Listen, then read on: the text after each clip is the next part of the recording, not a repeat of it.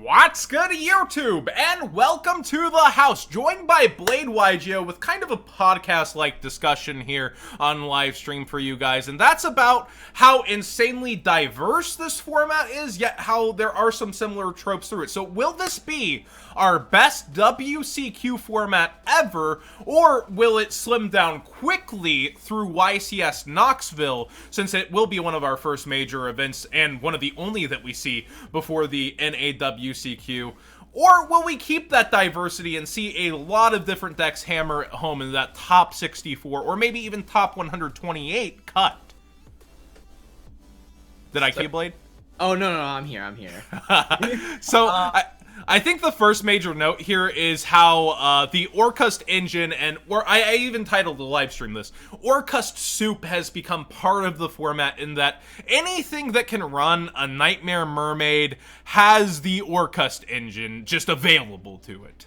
Yeah, so I think the thing is, Orcust as a pure standalone deck is very powerful because you have so many ways. The thing is, one thing I always think about is like how Goki has to make Nightmare Phoenix and then make something like Isolde back in the day to clear cards, and then they just require a lot of resources overall to commit to that play. However, with the Orcust engine, or just Orcust deck in general, you can make like a Nightmare Phoenix and then link into Mermaid. So at least in my opinion, the Orcust engine is by far more resource efficient than the Warrior engine, but that's not to say that the Warrior engine is bad at all, and obviously it's proven itself to be amazing. But the point here is, I think Orcust is a very strong deck. I personally don't see it as more preeminent as an engine, but I see it more preeminent as a deck overall. So, another thing that I do notice alongside Orcust, and you're right, whenever it focuses on it, it seems more rewarding. You go through extra steps, and you get these in-archetype setups like Dingirsu on top of your Galatea. Yeah. One thing to note, though, heading from the previous format, Danger's kind of taken a huge backseat to Orcust, and I feel like part of it is just the consistency issue of A, having to draw the Danger, B, hoping the thing in hand you get hit by the opponent doesn't matter too much, C, getting them in the right order. Like, I feel like the Dangers, like, a lot of people going in thought they would still mesh with the Orcust, myself included, and it really seems to have phased out in terms of it was Danger enabling everything last format, and this format it's just straight up Nightmare Mermaid enabling Orcust. Yeah, I think Dangers are great at, the thing is, Dangers don't inherently set up any disruption, obviously. The thing is, I feel as though Dangers are the best support to your strategy because they're just free bodies. Like, the thing is with Orcust, if you're going Neospace Connector into Aqua Dolphin, discarding a Danger, for example, off of Aqua Dolphin is absolutely incredible.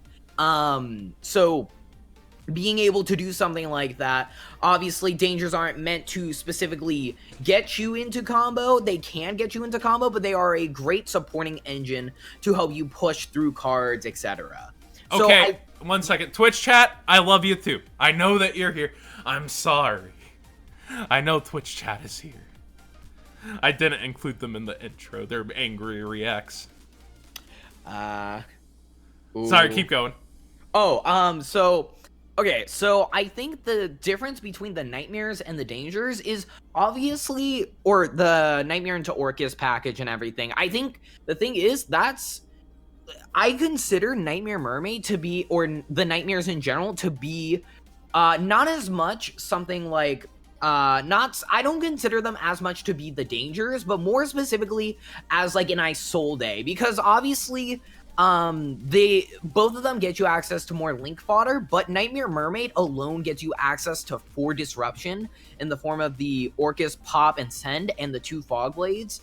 And the Dangers don't really get you to that. They only support your integral strategy. So I think there are distinct differences, and I think that Nightmare Mermaid, I think combining the two, though, is incredible, because obviously if you're discarding a Nessie off a Mermaid, that's just so many pluses from there. So I'm glad you brought this up. I was starting to feel in the format like engines actually end up in similar routes, where we look at the Orcust engine, it gets to, say, a negate through Crescendo, you're able to do extra things within Gearsu, but then like you have, say, Salamangreats, very similarly. You have Salamangreat Roar, you have an interruption with Rage, kind of like the Gearsu, you have Recursion through the Graveyard, similar to the Orcust. It almost feels like, despite how these strategies are set up to go differently in their routes, to their combos, they end up in a very similar place. Yeah, so I think the thing is, Salamangreat, if we were to say that, I think that the way to put it is Salamangreat is inherently more quote-unquote resource efficient, because if you think about it, for the nightmares to work, you need to have 2 monsters, which can easily be done with connector and everything, but then you have to discard something as well. And then if that nightmare mermaid gets ashed, then you're not really doing anything from that point onwards. However, with Salamangreat, if you draw Spinny Gazelle, if the Gazelle gets ashed, you still go with full combo, you just don't get the disruption. So Salamangreat inherently is a more resilient deck, which means you can play more cards like hand traps, and back row to disrupt your opponent, whereas Orcust, you need as many combo pieces in your hand as possible to resolve the combo. So I think it's just a big trade-off between those 2 factors. Now, oh yeah, sorry. I really do like that. You get really into these minute differences, but like the end board it feels kind of similar, right? Like that to have to play through the same boards on both sides, like it feels very similar. Agreed. And that's the thing. I would say Orcust is a more aggressive and combo-like deck, and Salamangreat is definitely the more controlling deck of the matchup. But that doesn't change how I think it just, one thing I do want to bring up real quick before I forget is Lancia. Yeah. So like one thing Salamangreat, one weakness Orcust just has inherently is Artifacts Lancia, and I think the thing is, like, Orcust is definitely a great deck, don't get me wrong, but once game 2 starts and you're able to side, the control decks have a very good matchup against Orcust, because they can side in cards like Lancia and then even side in Artifact Sanctum to get access to either Scythe or Lancia quicker. So my last point for this format, and bringing up similar engines making decks feel very kind of the same, is like, odd enough, Pendulum feels very similar to Thunder Dragons to me because of how, when both have optimal hands, they're going into the Guard Dragon engine, going through Saryuja Turbo at certain points in time, or just abusing the Guard Dragon engine to help set up extra negates alongside their already insane boards. Whereas, like, Pendulum seems to more focus on, all right, I'm going to set up, negate after negate after negate. And Thunder Dragon ends with, oh, I have a floodgate that stops you from searching that has self-protection. Despite having those 2 different things on the end board, it still seems like this familiar feeling of, all right, I've got to get through 1 negate, I've got to get through 2 negates, then I've got to get through this.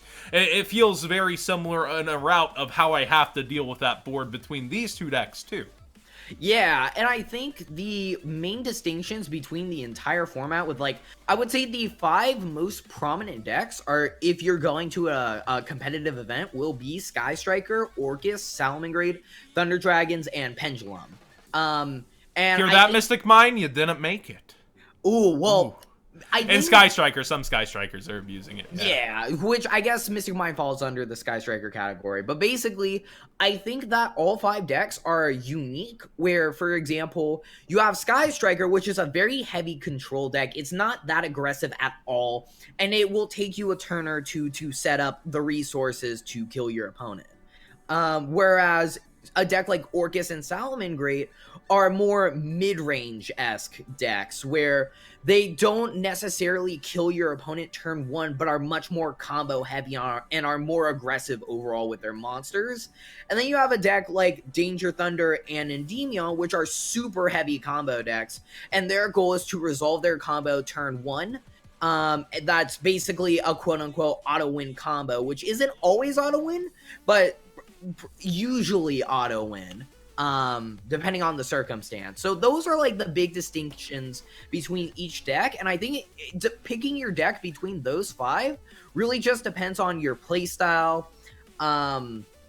and what you think is the most optimal for the like whatever event you're going to. All right, I'm gonna put you on the spot. I'm gonna turn Okay. you into the villain here. Okay.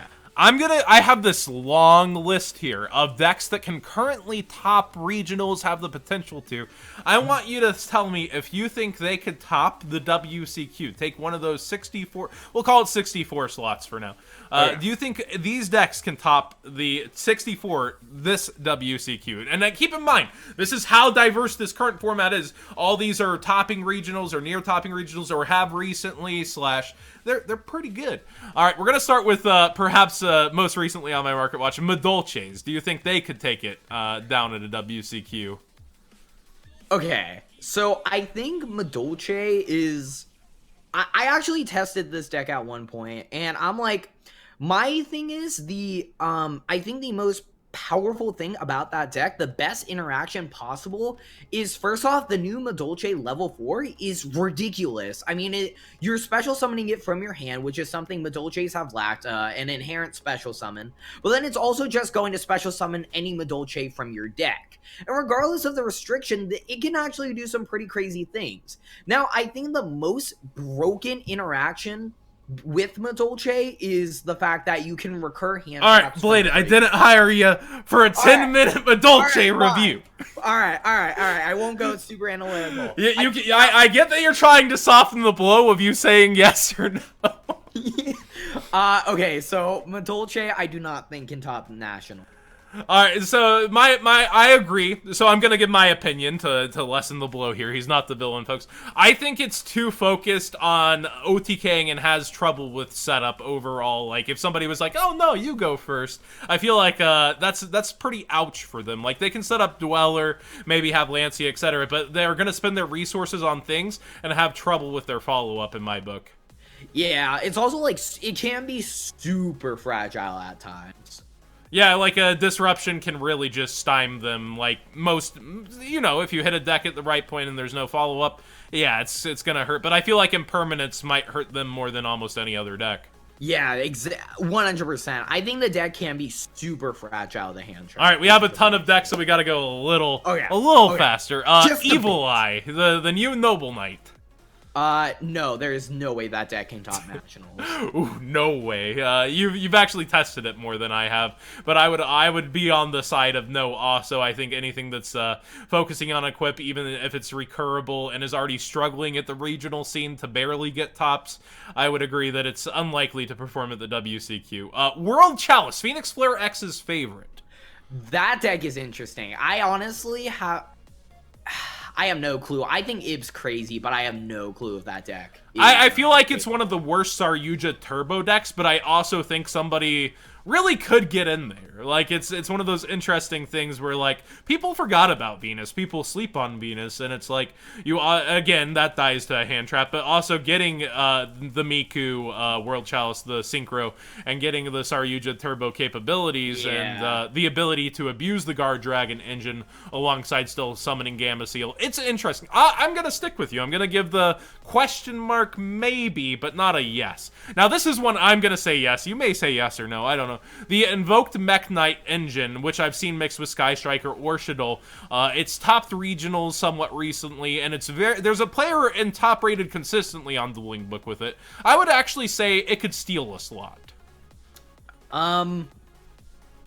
Honestly, I could see it topping as well. Like, the thing is, they don't, besides Danger Thunder, like, they don't really have, or any Thunder Dragon for that matter, there isn't really a deck that Invoked can't really take down, you know? I feel like, yeah, as the Danger Thunder Dragon wanes from the format, this gets better. Exactly. I'm not gonna say flat out that it's going to top, but like it could. Yeah, that's why I use the term steal as well. Exactly. It would be steal in the slot, but I agree that it could. Fluffles. Sorry, fan favorites. That's a yikes for me, despite your recent regional success, and it's just a yikes for me. Yeah, no, there's no way Fluffles are going to top either. You are the villain. You give this infinite... I try to put a cushion down when I'm pushing someone backwards. You're like, you just yoink the cushion and like, no, here's the bare ground. Look, some decks are like interesting, and then some decks are just a flat out no. Like, I am not taking Fluffles to the NAWCQ. All right. Here's a bigger question mark one then. Crusadia / Crusadia Guard Dragon. We'll lump them together. I think they could steal a slot. Yeah. Yeah, Steel is how I would put it too. I think they've really people have backed away from them in these formats, and like the decks that set up negates, etc., just do it so much better. But if you're really good with your dice rolls, if you're really considerate, like, because you can go first with the Guard Dragon variant, and you can still OTK going second. If you get everything going right for you, I could see it taking. All right. This is a yikes. Altergeist. I'm gonna let you go first. Oh, geez. I think I do not think they're going to top at all at the NAWCQ, and the main reason is because Subterrors are a deck, and Subterrors are just better, you know? Like, well, that answers a future part of the discussion, but yeah, I think Subterrors are the superior deck. I don't think that stops people from necessarily playing this deck, but it's on that level of it would have to steal it, but it's also just going to be a no from me instead of a maybe from me. I just think it's Denko Seka and Reboot together throughout the format, just in almost every extra deck. It's too much. Yeah, I just don't like. Subterrors are just better. Like, that's my thing at least. All right, I'm moving to another stun deck since we're on the subject. Paleo. Oh, geez. There's always gonna be one Paleo player. Like, I remember last year it topped, but like, I don't know if it's going to. I mean, I wouldn't be shocked if I saw it, but I'm not gonna. I don't think it. Yeah, it's in the. I'm almost in the exact same position of I would not be shocked. It feels like the dedication to the deck. And oddly enough, in Japan, however their format shaped up, Dynamiscus is huge from them. It's like in almost every deck. It's crazy, like looking at the YCS Japan. But they're also in a 1-of-1 format, and, you know, it's different back and forth. Like, for me, Paleo, I would think not. It's in the same thing as Altergeist. I could see it, but I would think not this year. I mean, like, Paleo just hops randomly, so, again, I wouldn't be surprised, but... Alright, how about Mermail? It's similar to Fluffle in its OTK aspects, but can set up negates and hand steals. Oh my god, I love Mermail. Do I think it's going to top? Honestly, I could see it because, like, the interaction with Mermaid and the Atlanteans is crazy. I don't know. I don't think it's popular enough. And that comes back to the discussion earlier. Orcust soup, like almost everything finds a way to. Oh, look at me! I'm a good Orcust deck. Like, yeah, like that's the thing. So I could see it, I guess, but at the same time, I don't really see it. I don't think I don't think it's there right now. All right, how about Cyber Dragons? Oh god, that's a yikes. My answer is it would have to steal the spot, but I think it can.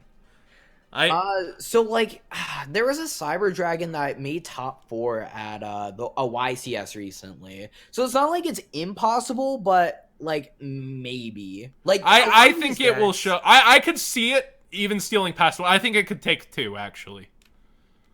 You got Nashter. I could only see it taking 1 slot. You got Nashter, you got negates. People aren't really playing any countermeasures to it.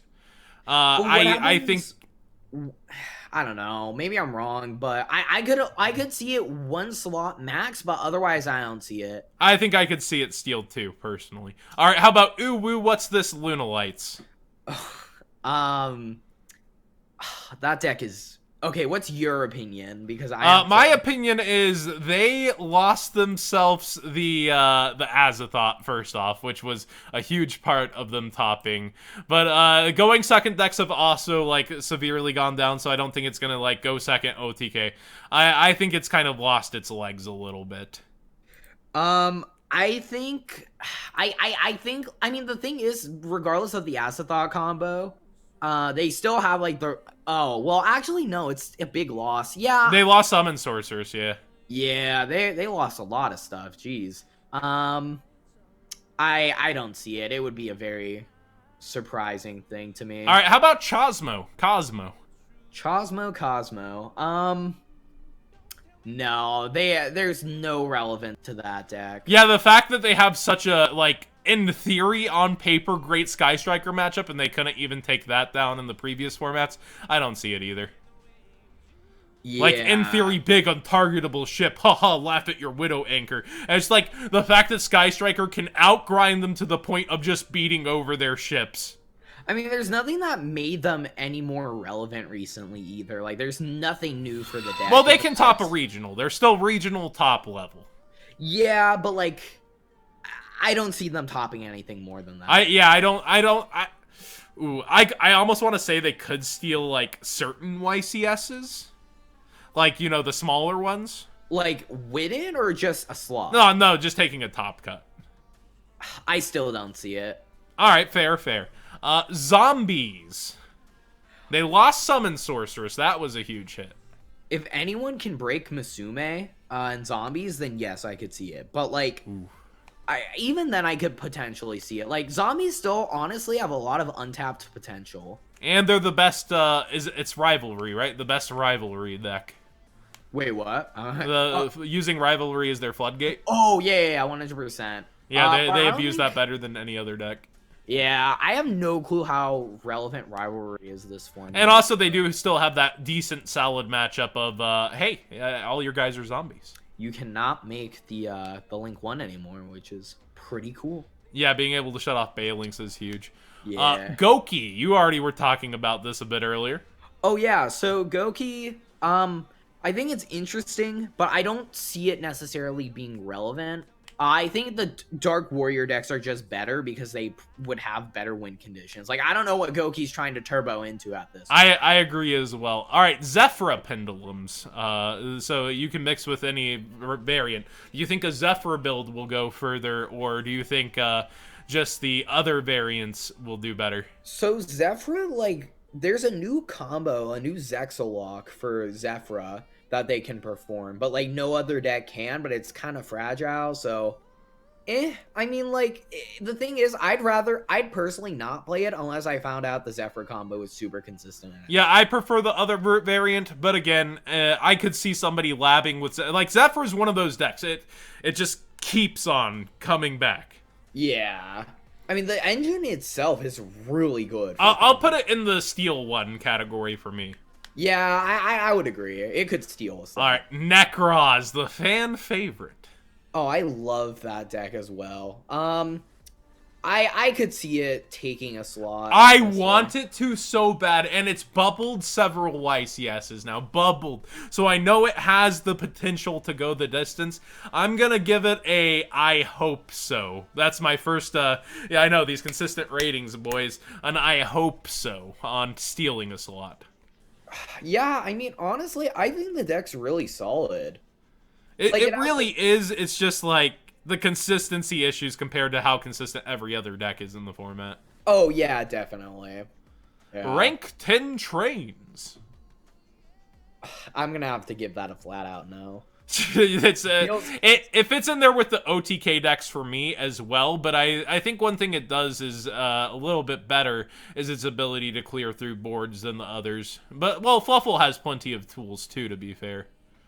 I think the Go second deck can deal with so my thing is, I feel like if Go second deck can deal with 1-for-1 cards, so like, for example, if they can deal with 1-for-1 with the Orcust Field Spell, or card in Graveyard, or one of the set Salamangreat traps, then that would make it, like, if a deck can deal with that effectively, and still OTK and everything, then that would probably constitute it as a good going second deck, I guess, but it depends. For me, on top of that, it has to have confusion, like how people didn't know to just, like, Pankratops, you know, the Azathoth play it first.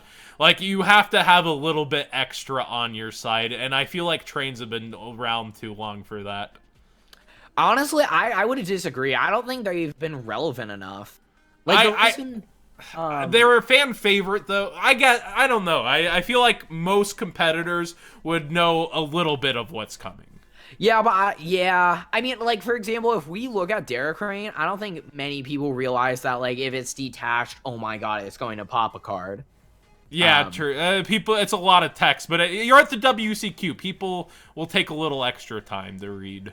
Yeah, true. All right, Infernoids.